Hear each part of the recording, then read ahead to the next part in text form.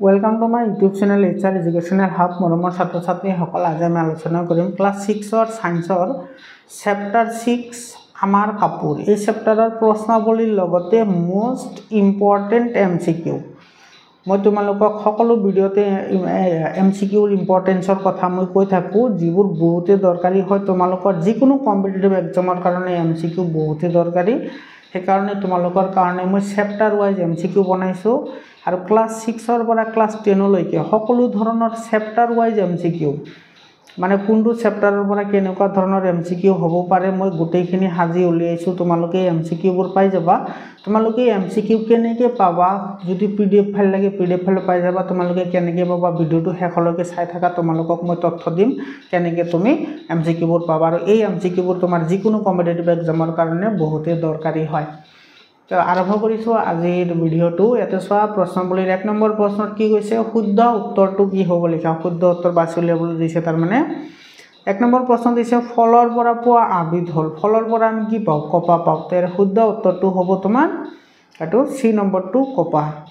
তাৰ পিছত 2 নম্বৰ প্ৰশ্নটো কি দিছে চোৱা, আগতে অনুশীলনীৰ কেইটা আলোচনা কৰো, তাৰ পিছত আমি MCQৰ ফালে যাম।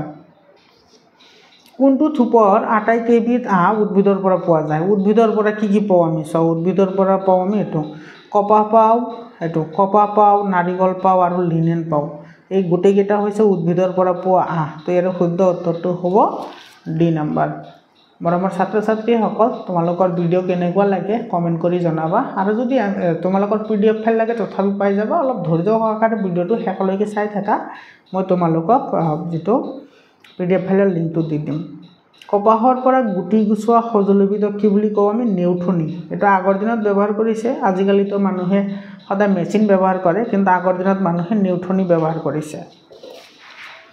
ইয়াৰ পিছত চোৱা আৰু 4 নম্বৰ প্ৰশ্নটো চোৱা, সৰি এটো 2 নম্বৰ কোৱেশ্চন। 4 নম্বৰটো আমাৰ MCQ কেইটা শেষ হৈ গ'ল, মানে অনুশীলনীৰ যিকেইটা MCQ আছিল সেইকেইটা শেষ। তাৰ পিছত আমাৰ যিকেইটা ইম্পৰ্টেন্ট MCQ সেইকেইটা আমি অনুশীলনীৰ পিছত আলোচনা কৰিম। 2 নম্বৰ প্ৰশ্নত কৈছে আমাক কাপোৰ কিয় লাগে চমুকৈ লিখা। এটোৰ এনসাৰ তোমালোকে এনেকৈ লিখিবা, আমাক কাপোৰ লাগে কাৰণ ই আমাক জাত পোকমা মদা আদিৰ পৰা ৰক্ষা কৰে, ইয়াৰ লগতে আমাৰ লাজো কি কৰে আৰু নিবাৰণো কৰে। এটোৰ এনসাৰ হৈ গ'ল। 3 নম্বৰ কোৱেশ্চনটো চোৱা। 3 নম্বৰ কোৱেশ্চনত কি কৈছে, উদ্ভিদৰ পৰা পোৱা 4বিধ আহৰ নাম লিখা। তো উদ্ভিদৰ পৰা আমি কি কি পাওঁ? কপাহ পাওঁ, মৰাপাট, লিনেন আৰু নাৰিকল। এই গোটেইকেইটা আমি ক'ৰ পৰা পাওঁ? উদ্ভিদৰ পৰা পাওঁ। তো তোমালোকে এইকেইটা লিখিলেই হৈ যাব। মই সদায় কিতাপৰ পৰা এনসাৰ লিখো আৰু কিতাপ ফলো কৰি মই এনসাৰবোৰ বনাওঁ। মৰমৰ ছাত্ৰ ছাত্ৰীসকল, তোমালোকেও কিন্তু মেইন বুকটো সদায় পঢ়িব লাগিব, কাৰণ মেইন বুক পঢ়াটো বহুত দৰকাৰী। কাৰণ 50% MCQ আহিব আৰু অনুশীলনীৰ পৰাও 50% আহিব। 4 নম্বৰ কোৱেশ্চন চোৱা। 4 নম্বৰ কোৱেশ্চন কি কৈছে, কপাহৰ খেতিৰ বাবে কেনেকুৱা জলবায়ুৰ প্ৰয়োজন? কোন সময়ত ইয়াৰ গুটি সিঁচা হয়? তাৰ এনসাৰ লিখিবা এনেকুৱা, কপাহৰ খেতিৰ বাবে গৰম আৰু সেমেকা জলবায়ুৰ প্ৰয়োজন। সাধাৰণতে বাৰিষাৰ ঠিক আগেয়ে কপাহৰ গুটি সিঁচা হয়। এইখিনি লিখিলেই হৈ যাব।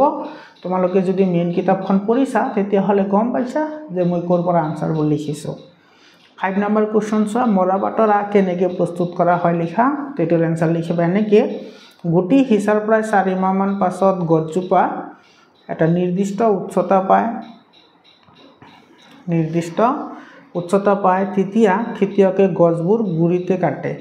কটা গছবোৰ মুঠি মুঠিকৈ বান্ধি পথাৰত থিয়কৈ ৰাখে।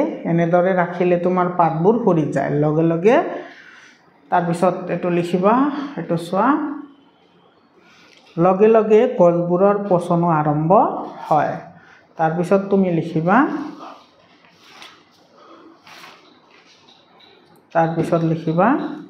গছবোৰৰ তাৰপাছত কি হয়, মুঠিবোৰ একেলগে পুখুৰীৰ পানীত সম্পূৰ্ণকৈ বুৰাই থয়। এনেদৰে ৰাখিলে আহবোৰ মুকলি হয়। তোমালোকে দেখাই পাইছা কিজানি গাঁৱত এইবোৰ বহুত আছে, মৰাপাট কেনেদৰে আহৰণ কৰা হয়। প্ৰায় এমাহমান পাছত খেতিয়কে আহবোৰ এৰুৱায়। দীঘল আহবোৰ ভালদৰে ধুই ৰ'দত শুকুৱায়। এনেদৰে মৰাপাটৰ প্ৰস্তুত কৰা হয়। 6 নম্বৰ প্ৰশ্নটো চোৱা।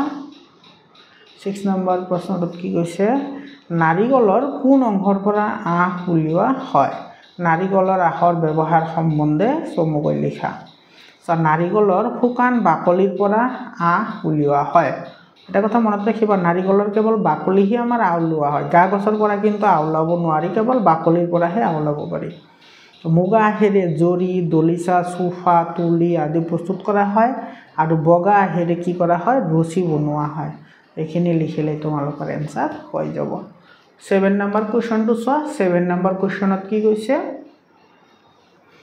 প্ৰাণীৰ পৰা পোৱা উদ্ভিদৰ পৰা পোৱা আৰু সাংশ্লেষিক কাঁহবোৰ চিনাক্ত কৰা কপাহ এৰী লিনেন নাইলন মৰাপাট আঁহ পলিষ্টাৰ মুগা আৰু ঊণ মৰমৰ ছাত্ৰ ছাত্ৰীসকল যদি এনেকুৱা তোমাৰ ভাগ ভাগ কৰিবলৈ কোনো এনসাৰ লিখিবলৈ দিয়ে তেতিয়াহ'লে সদায় তোমালোকে টেবুলেশ্যন মেথডটো ইউজ কৰিবা টেবুলেশ্যন মেথড মানে তোমালোকে এনেকৈ টেবুল বনাবা তাৰ পিছত সেইবোৰ সেপাৰেট কৰিবা বহুত ভাল হয় তোমালোকে 100% মাৰ্ক পাবা যদি তোমালোকে এলং বেলং এটা ইফালে আনটো সিফালে লিখিছে সেইবোৰ দেখাটো বেয়া দেখা যায় আৰু সেইবোৰ বুজি পোৱাটো কষ্ট হয় এক্সামিনাৰে যাতে ভালদৰে বুজি পায় তুমি তেনেকৈ লিখিব লাগে পৰিপাটিকে তো তুমি এনেকৈ টেবুলেশ্যন কৰিবা তাৰ ভিতৰতে প্ৰাণীৰ পৰা পোৱা কি কি পাও এৰী মুগা আৰু ঊণ এটা প্ৰাণীৰ পৰা পাও উদ্ভিদৰ পৰা কি পাও কপাহ মৰাপাট আঁহ হয়নে কপাহ মৰাপাট আৰু ইয়াতে পাও আমি লিনেন লিনেনটো কি হয় তোমাৰ মৰাপাটৰ পৰাহে পাও কি উদ্ভিদৰ পৰা পাও সাংশ্লেষিক কি পাও নাইলন আৰু কি পলিয়েষ্টাৰ এইকেইটা হৈ গ'ল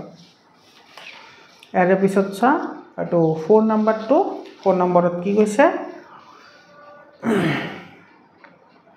শুদ্ধ উত্তৰটো বাছি উলিওৱা ইয়াৰ পৰা আমাৰ শুদ্ধ উত্তৰ বাছি উলিয়াবলৈ দিছে সো এটো কি কৈছে গৰমত কপাহী কাপোৰ উপযোগী যেতিয়া গৰম লাগে তেতিয়া আমি কপাহী কাপোৰ পিন্ধো তো এটো আমাৰ শুদ্ধ হ'ব যতৰেৰে কাপোৰ বোৱা হয় যতৰেৰে কাপোৰ বোৱা হয় যতৰেৰে কি কৰা কাপোৰ বোৱা হয় নে নহয় তো এটো কি হ'ব শুদ্ধ হ'ব যতৰ মহাত্মা গান্ধীয়ে তো যতৰেৰে কাপোৰ বৈছিল 6 নম্বৰ মৰাপাটৰ ফলৰ পৰা আহ উলিওৱা হয় নহয় এটো অশুদ্ধ কাৰণ তো হয় বুলি কৈছে নহয় মৰাপাটৰ বাকলিৰ পৰাহে উলিওৱা হয় কিন্তু এটো কৈছে ফলৰ পৰা তাৰ পিছত চা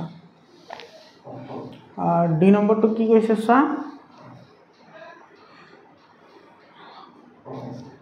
ডি নম্বৰ নাৰিকলৰ গা গছৰ পৰা উলিওৱা হয় এটো অশুদ্ধ কাৰণ নাৰিকলৰ গা গছৰ পৰা নহয় নাৰিকলৰ বাকলিৰ পৰাহে আহ উলিওৱা হয় ই নম্বৰ ধুতি আৰু শাৰী হল আসলতে কাপোৰৰ টুকুৰা ধুতি আৰু শাৰী কি হয় কাপোৰৰ টুকুৰা হয় এটো শুদ্ধ হয় এটো শুদ্ধ পূজাৰী ৰজাৰ মূৰ্তি মহেঞ্জোদাৰোত পোৱা গৈছিল এটো শুদ্ধ হয় তাৰ পিছত জি নম্বৰ প্ৰশ্নটো চা কি কৈছে প্ৰাচীন চীন দেশত পলুৰ পৰা পাট সূতা আহৰণ কৰিছিল এটো শুদ্ধ হয় তোমালোকে চেপ্টাৰ যদি পঢ়িছা তেতিয়া হলে গম পাবা ইয়াৰ পিছত আহিছো আমি এমসিকিউ লৈ বহুতে দৰকাৰী এমসিকিউ হয় এইবোৰ মোস্ট ইম্পৰ্টেন্ট এমসিকিউ তোমালোকৰ যিকোনো কম্পিটিটিভ এক্সামত এই এমসিকিউবোৰ বহুতে দৰকাৰী আৰু তোমালোকৰ ফাইনেল এক্সামৰ কাৰণে বহুত দৰকাৰী তো চোৱা 1 নম্বৰ প্ৰশ্নটো কি কৈছে মানুহে কাপোৰ পিন্ধাৰ কাৰণ নহয় এতে যিকেটা তোমাৰ কাৰণ দিছে কোনটো তাৰ মানে মানুহৰ কাপোৰ পিন্ধাৰ কাৰণ নহয়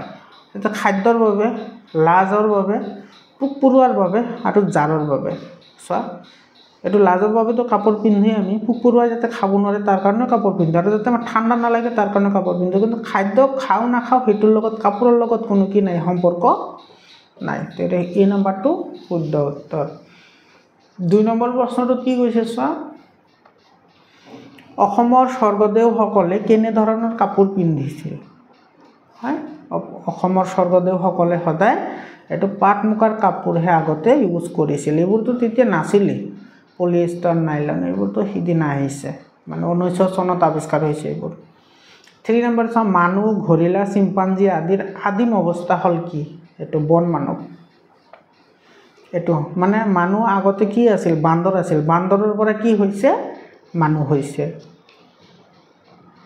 4 নম্বৰ কোৱেশ্চনটো চোৱা এডাল সূতা কিহেৰে গঠিত এডাল সূতা সদায় আহৰ দ্বাৰা গঠিত কিহৰ দ্বাৰা গঠিত আহৰ দ্বাৰা বহুকেইটা লগ লাগি এডাল সূতা সৃষ্টি হয় তলৰ কোনটো প্ৰাকৃতিকা এতে নাইলনটো নহয় পলিয়েষ্টাৰ নহয় পলিথিন নহয় কপাহ এটো কপাহটো হ'ব আমাৰ শুদ্ধ উত্তৰ কপাহটো কি হয় প্ৰাকৃতিকা হয় প্ৰাকৃতিকা হেবোৰ কোৱা হয় যিবোৰ প্ৰকৃতিৰ পৰা পোৱা যায় আৰু সাংশ্লেষিক হেবোৰ কোৱা হয় যিবোৰ তোমাৰ মানুহৰ দ্বাৰা বনোৱা হয় কোনো বস্তু ব্যৱহাৰ কৰি হেবোৰ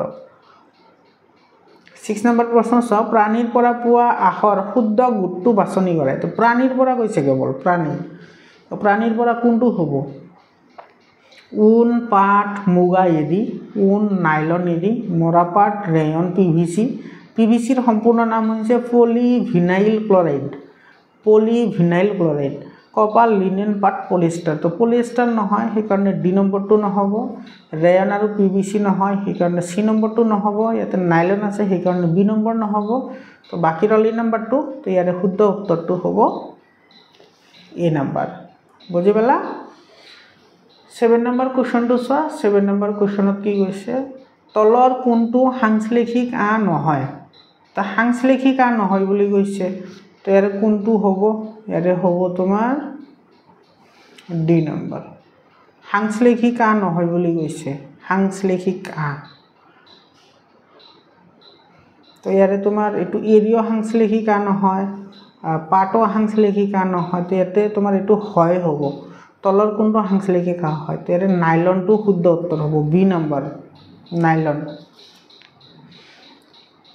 8 নম্বৰ কোৱেশ্চনটো চাওক কপাহৰ খেতিৰ বাবে প্ৰয়োজনীয় জলবায়ু হল উষ্ণ হেমিকা গৰম বাৰিষা নাতি শীতোষ্ণ এটাও নহয় তো এটো আমাৰ লাগিব এ নম্বৰ যেটো অপচন আছে হেতু কাৰেক্ট হ'ব উষ্ণ মানে গৰম আৰু হেমিকা জলবায়ুৰ প্ৰয়োজন গৰমো লাগে মানে ৰ'দো লাগে আকৌ বৰষুণো লাগে মানে ঠাণ্ডাও লাগে দুটা লাগে 9 নম্বৰ কোৱেশ্চন বহুত ইম্পৰ্টেন্ট হয় বহুত কম্পিটিটিভ এক্সামত এই কোৱেশ্চনটো আহিছে কপাহ উৎপাদন নকৰা ৰাজ্য হল তো কপাহ উৎপাদন নকৰি কোনে হেতু আমাক ওলাবলৈ দিছে হয়না তাৰ শুদ্ধ উত্তৰটো হ'ব তোমাৰ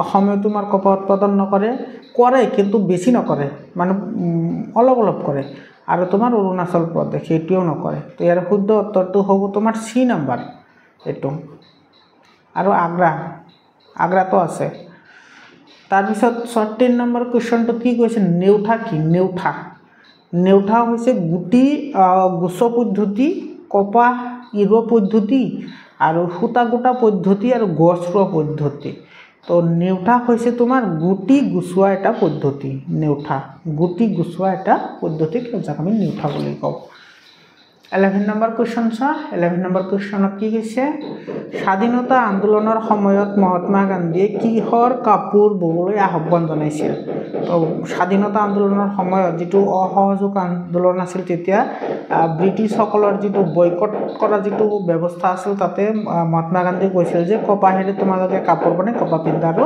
ভাৰতবৰ্ষৰ সকলো মানুহে এটোৰ প্ৰতি সহায় জনাইছিল 12 নম্বৰ প্ৰশ্নটো চোৱা লিনেন কোনটো গছৰ পৰা তৈয়াৰ কৰা হয় তো এটো হ'ব হন বা তিসি গছৰ পৰা লিনেন তৈয়াৰ কৰা হয় 13 নম্বৰ কোৱেশ্চন তলৰ কোনটো কাপোৰ বোৱা সজলি নহয় সেৰাকি মকু ঘা এই গুটেগেটাৰ হয় কাপোৰ তোমাৰ বোৱা হয় কিন্তু লাটুম এটোৰ হয় আমি কাপোৰ বও না এটা এনেকে ঘুৰাই দিলে যে ঘুৰি থাকে এটো লাটুম বুলি কয় হেতুত কাপোৰ কেটো কৰিব নোৱাৰে 14 নম্বৰ কোৱেশ্চন চোৱা কিমান বছৰ আগৰ পৰাই কাপোৰত ব্যৱহাৰ হৈছিল কাপোৰৰ ব্যৱহাৰ কিমান বছৰ আগৰ পৰা হৈছিল মোটামুটি 1,70,000 বছৰ আগৰ পৰাই কাপোৰৰ ব্যৱহাৰ হৈছিল আদিম যুগত মানুহে কাপোৰ বোৱা নাছিল কিন্তু হেহতে তোমাৰ কি কৰিছিল গছৰ পাত ছাল জন্তুৰ ছাল এইবোৰ ব্যৱহাৰ কৰি হেহতৰ লাজ নিবাৰণ কৰিছিল 15 নম্বৰ কোৱেশ্চন মহেঞ্জোদাৰোত পোৱা পূজাৰী ৰজাৰ মূৰ্তিত কিহৰ শৈলী দেখা যায় মহেঞ্জোদাৰো আমাৰ ভাৰতবৰ্ষৰ এখন বিখ্যাত কি হয় ঠাই হয় য'ত তোমাৰ পূজাৰী ৰজাৰ মূৰ্তি পোৱা যায় আৰু তাতে তোমাৰ কি আছিল এটো ফুলাম চাদৰৰ আছিল ফুলাম চাদৰৰ তাতে শৈলী বা ষ্টাইল দেখা পোৱা যায়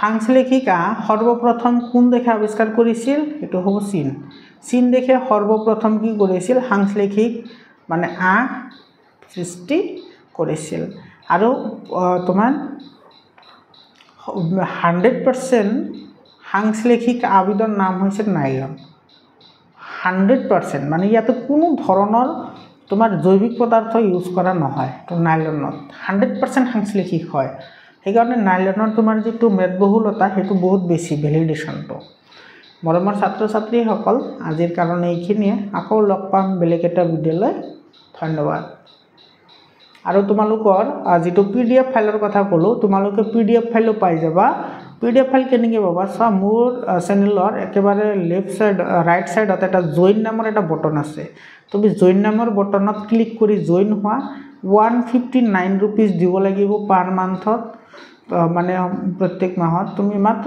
150 টকা তুমি দিব পাৰিবা আৰামছে যদি তোমাৰ পঢ়াৰ ইচ্ছা আছে হয়নে তো জয়েন হোৱা মোৰ পৰা মেম্বাৰশ্বিপ লোৱা সকলো এনসাৰৰ তোমালোকে মানে সকলোৰে আগত তোমালোকে পাই যাবা ধন্যবাদ